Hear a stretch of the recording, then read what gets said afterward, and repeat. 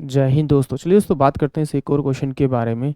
इस क्वेश्चन में क्या कहा गया है, from a point P the angle of elevation of a tower is such that its tangent is 3/4 on walking 560 metres towards the tower. The tangent of the angle of elevation of the tower become 4/3। What is the height of the tower.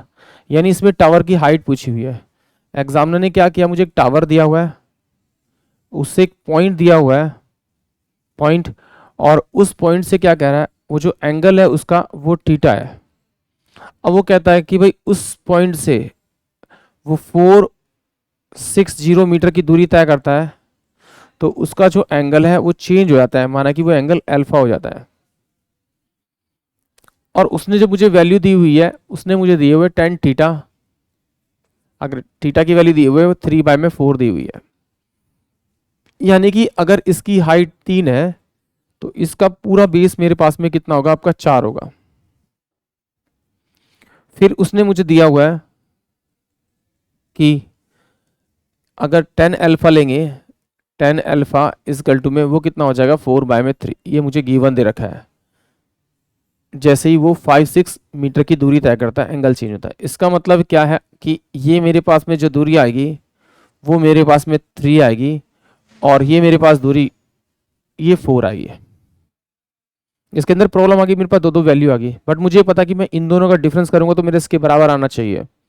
तो क्या करेंगे हम इस step के question में, इन दोनों को क्या करेंगे, एलसीएम लेंगे, और एलसीएम जो आएगा वो मेरे पास में 12 आएगा, यानी कि कॉमन जो रेशियो में साइड होगी वो 12 होगी।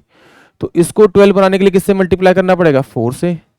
जिससे आप इसे मल्टीप्लाई करेंगे उसी से आप इसे मल्टीप्लाई कर दीजिए, यानी कि ये वाली साइड तो मेरी 16 आ जाएगी मीटर। अब इसको 12 बनाने के लिए किससे मल्टीप्लाई करेंगे, आप 3 से मल्टीप्लाई करेंगे,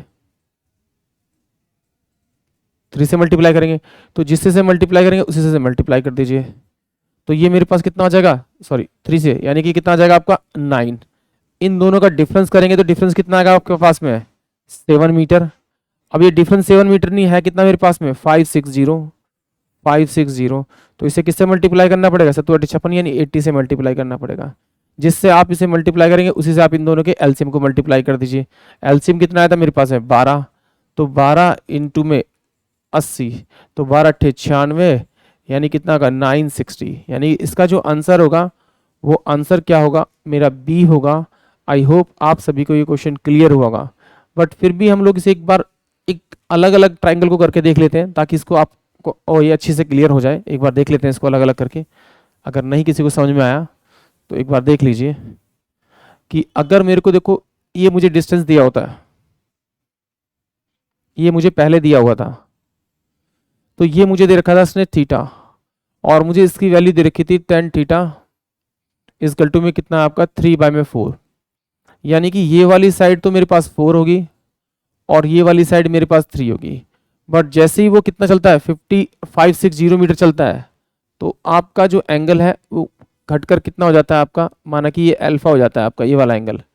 तो अब दे रखा है 10 अल्फा इजकल टू कितना दे रखा है 4/3। इसका मतलब ये मेरे पास अब 4 होगा और ये मेरे पास में 3 होगा। अब देखिए इन दोनों में क्या डिफरेंस आ गया मेरे पास में, यार इनकी हाइट तो सेम सेम होनी चाहिए। तो इसका मतलब इन दोनों की हाइट को पहले मैं इक्वल करूंगा। इक्वल करने के लिए मुझे क्या करना पड़ेगा, दोनों का एलसीएम ले लेना पड़ेगा, कि कॉमन तो मेरे पास 12 होगा, यानी कि 12 होगा तो इसको मैं किससे मल्टीप्लाई करूँ, 12 हो जाए मेरा, 3 से मल्टीप्लाई करूंगा, और जिससे से मल्टीप्लाई करूंगा उसी से मैं इससे मल्टीप्लाई करूंगा, यानी कि ये तो साइड मेरी पूरी 9 आ जाएगी। अब देखिए इसको मैं 12 बनाने के लिए किससे मल्टीप्लाई करना पड़ेगा, मुझे 4 से, जिससे से मल्टीप्लाई किया उसी से मल्टीप्लाई कर दीजिए, तो इसका मतलब ये 16 आ जाएगा। अब ये देखो, अब मुझे इसका डिस्टेंस दिया हुआ, इन दोनों के बीच का डिस्टेंस कितना दिया, इन दोनों बीच के एंगल का, इस एंगल के और इस एंगल के बीच का डिस्टेंस दे रखा कितना 16 और 9 हो गया, और दिया हुआ कितना मेरे को 560, तो डिफरेंस कितना होगा मेरा 7 का। तो इसे किससे मल्टीप्लाई करना पड़ा 80 से। आप जिससे मल्टीप्लाई करो या तो इससे मल्टीप्लाई दीजिए, इससे मल्टीप्लाई दिए, कोई फर्क नहीं पड़ेगा, आंसर तो मेरा सेम आने वाला है। तो यानी कि 12 इंटू में कितना हो जाएगा 80, तो ये मेरे पास में 960 मीटर आ जाएगा। यानी ऑप्शन जो बी होगा वो इस क्वेश्चन का करेक्ट होगा। आई होप आप सभी को ये क्वेश्चन समझ में आया होगा। जय हिंद, जय भारत।